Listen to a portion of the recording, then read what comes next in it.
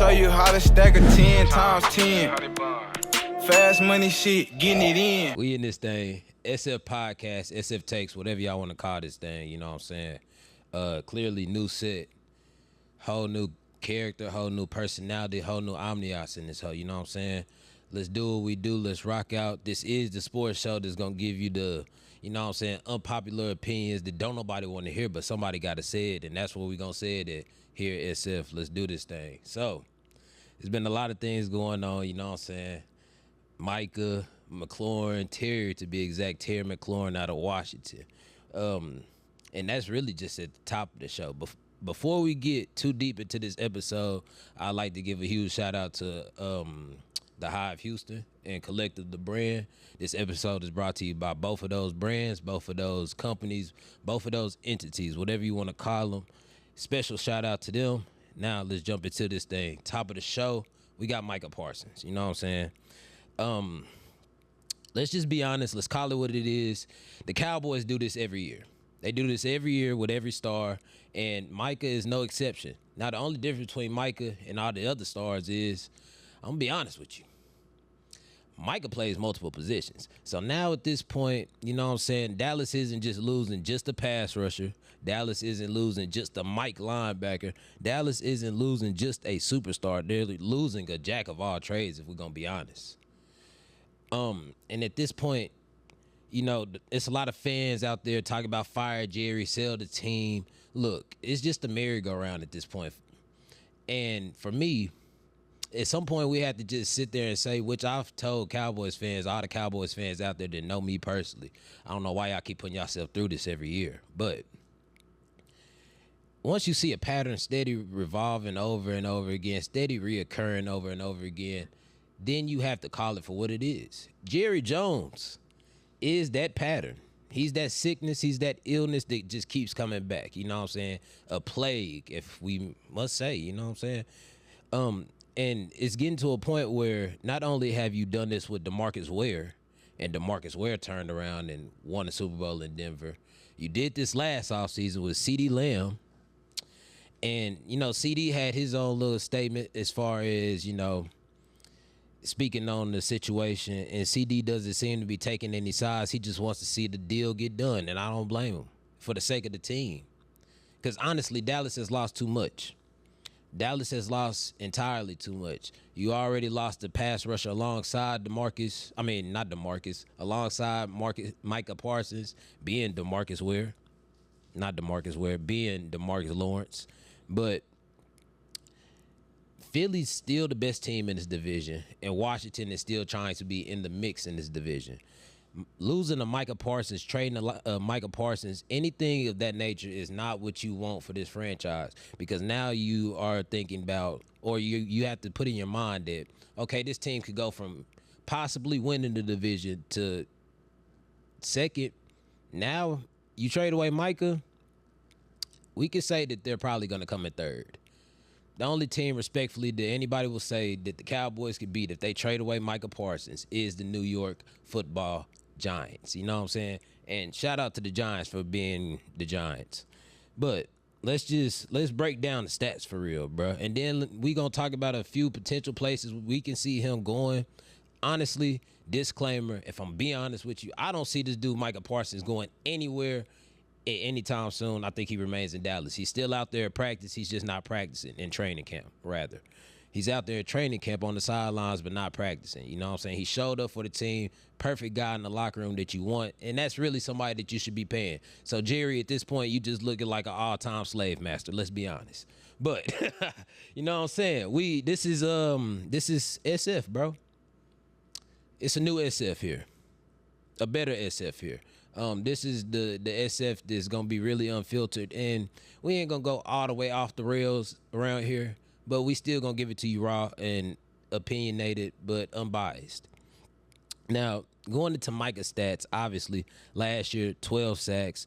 The year before, 14 sacks. And in 2022, he had 13 and a half sacks. The only current pass rusher that I would take over Micah Parsons, and there's only 3 of them. I'm going Max Crosby, I'm going Nick Bosa, and I'm going with TJ Watt. 3 absolute game records, 3 absolute game changers. You know what I'm saying? After that, Micah Parsons is the elite of the crop. After that, Micah Parsons is the dude that you are fearing on the other side. Micah Parsons is Lawrence Taylor, just 2025's version of Lawrence Taylor. That's all it is.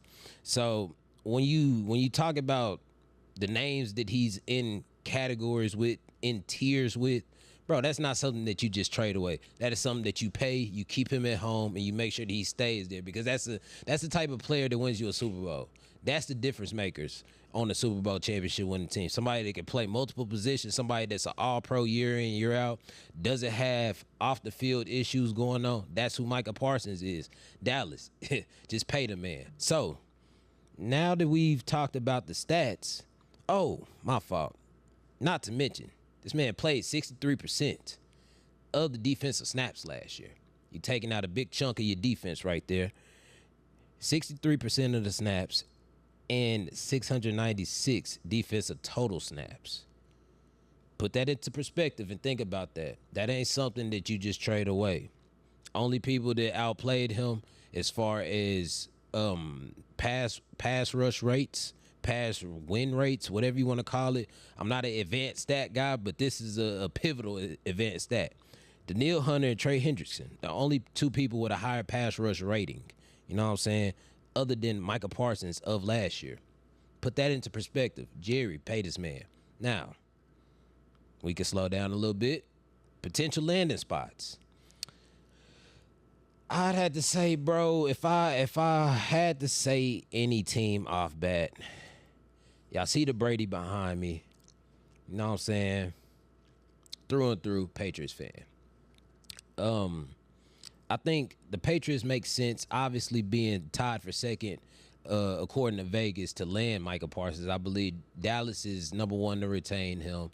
I think number two is Pittsburgh, maybe. It might be Pittsburgh, could be wrong. And tied for third would be the New England Patriots. The Patriots have the money. We're in the opposite conference, which obviously, if I'm in the NFL as a GM, I'm not trading anybody of talent, of worthiness, of real, you know what I'm saying, talent anywhere to anybody that I'm going to have to see before I play in the Super Bowl. You can't determine what happens in the AFC when you're in the NFC. And the same thing for the NFC when you're in the AFC. So when you put that into perspective, you have to consider the fact of trading Micah Parsons to the AFC. So number one, New England Patriots. Number two, I got the Pittsburgh Steelers. We all know how much Micah loves home. He played at Penn State. Obviously, Dallas is not going to trade him to Philly. So Philly, y'all can kiss that goodbye, and that'll never happen. I'm just gonna be the one to let y'all know. If y'all were gonna get Micah Parsons, it was either gonna be in free agency or y'all was gonna have to draft him. Y'all ain't do either one. Either one of them will never happen. Pittsburgh, we've seen Micah talk about, he wouldn't mind going back home playing at Pittsburgh. I wouldn't be opposed to seeing him playing at Pittsburgh. Now, how they would get the deal done, I'm unsure. Do they have the cap? I don't believe so. The only thing that works is the fact that he's going back home and it's an opposite conference. That is the only thing. I don't think that they could pull off a deal in which they retain J. Ram, T.J. Watt, and fucking whoever else they got over there, Joey Porter Jr. There's no way that they're able to acquire a Micah Parsons and still keep the elite level of talent that they have over there. It's going to cost something. Micah Parsons is a top 5, top 10 player in this league. And last but not least, a favorite of mine, a few of y'all that know me, y'all know I like the Chargers. Bolt up, whatever you want to do. How about them Chargers? There's somebody out there that knows what I'm talking about. But look here. I think the LA lifestyle, number one, is intriguing. We already seen how that's going for my guy Luka. You know what I'm saying? We're going to talk about this extension later. I think the LA lifestyle is what's going to be appealing to Micah. Not only that, once again, an opposite conference. And you put Micah alongside a guy like Jim Harbaugh. I lied. My fault. John Harbaugh, the right Harbaugh. You put him alongside John Harbaugh. And I lied again. It's Jim. I'm tripping. But you put him alongside Harbaugh. Both of them are physical coaches. Both of them coach physical teams. Both of them produce physicality. Both of them produce competitive teams. I think that Micah Parsons fits into the culture and into the scheme and the game plan through and through, night and day in LA with the Chargers. They just lost Joey Bosa this offseason to Buffalo. Why not go ahead and bring back another pass rusher to complement Khalil Mack, who's already, 32, 33? Let's just be honest. He's not Khalil Mack anymore. But now you get to a point where you're talking about Micah Parsons and Khalil Mack opposite of each other. If I'm going to be real with you, and Dallas fans, close your ears real quick. DeMarcus Lawrence and Micah Parsons, or Khalil Mack and Micah Parsons. I ain't going to lie to you, Khalil Mack and Micah Parsons sounds a whole lot more terrifying. But that's enough Micah talk for today. That's enough Cowboys talk for today. I'm tired of talking about them. Y'all know I can't stand the Cowboys. Let's roll over into the next person. So, Terry McLaurin also requested a trade out of Washington, which is pretty crazy. And let's just say it up front. Washington, you're dropping the ball. Y'all haven't been anything, ever in life. As long as I've been alive, I'm 22 now. Last time y'all made the Super Bowl was in the 80s. Doug Williams was the quarterback. Let's just be honest. This is the furthest that y'all have been in, 30 years, 25 years? Jaden Daniels didn't get there by himself. I understand that he came in and kind of shifted everything overnight, and they became winners or favorites in a lot of people's eyes at that point. But let's understand that Jaden Daniels doesn't take them to a conference championship without Terry McLaurin. It doesn't happen.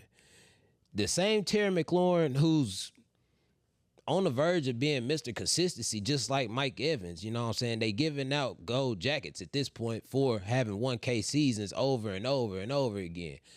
Terry McLaurin is he's in that conversation when it comes to 1K yards, bro. He's been in the league for 5 years.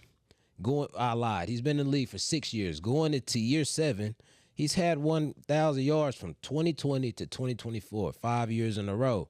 Only other person that I could think of off top, like I said, Mr. Consistency, Mike Evans. That's just number one.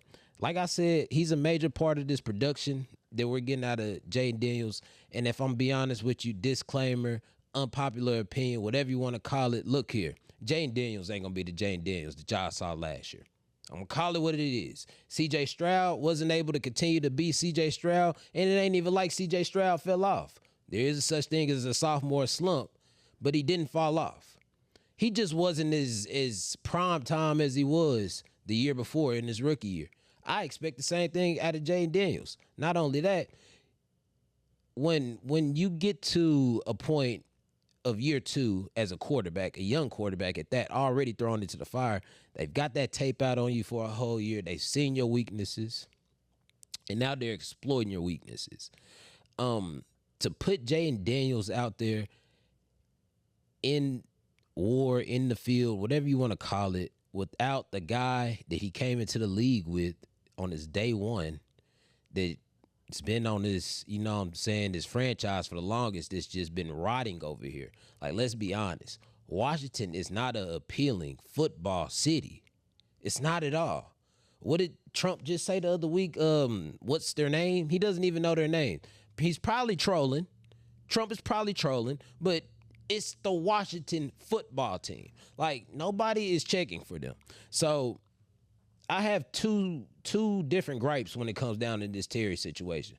Number one, Terry has, similar to Micah, been out of the way, out of trouble, not a problem. He's not a diva. The amount of quarterbacks that he's had, he should have been tweaked out on y'all. He should have been got on y'all for real. Y'all made him play with Sam Howell. He didn't want to play with Sam Howell. I think he came after the Kirk Cousins era, but let's not talk about all the quarterbacks that he's played with. Kyle Allen, y'all don't even know who that guy is. But neither here or there. Terry has been the perfect receiver, if I'm being honest with you. Consistent 1K, out of the way, out of trouble, not getting in trouble. Only thing that many people got to say about him is his relationship, because they don't want to see him with a white woman. But, brother, King, I am happy to see you in love. Not going to lie to you. Now, my second gripe when it comes down to this, like I said, Jaden Daniels' production is going to decline. Debo is good. He's an upgrade at the receiver 2 position, but he's literally just the upgrade at the receiver 2 position. Debo is not the guy that you want as the number one, especially at this point of his career. You know what I'm saying? Every time I get on Twitter, get to scrolling, folks calling him a fat ass or, you know what I'm saying? This isn't the Debo that we watched in, 2020, 2021, 22. That Debo is gone. And that was the number one. That was running back Debo, actually. But Debo is not a number one anymore. Terry is the number one. He's the culture guy. He's really the glue piece that puts everything together. And Washington is really going to drop the ball on not only themselves, Jay Daniels, but their fans at the end of it all. Because, like I said, bro, you don't make it that far without Terry McLaurin. Jaden Daniels doesn't have the season, the rookie season that he had without Terry McLaurin. So pay that man, bro. Cortland Sutton just got paid. Let's be honest. Cortland Sutton is nowhere near Terry McLaurin. Nowhere near. No Pro Bowls. He's a solid guy. He's not a bad receiver, but he's not a true one. He's not somebody that you just like, okay, I'm scared of Cortland fucking Sutton. I need my receiver one. I need my cornerback one. I need a lockdown Revis Island-esque cornerback on this guy. That's not Cortland Sutton.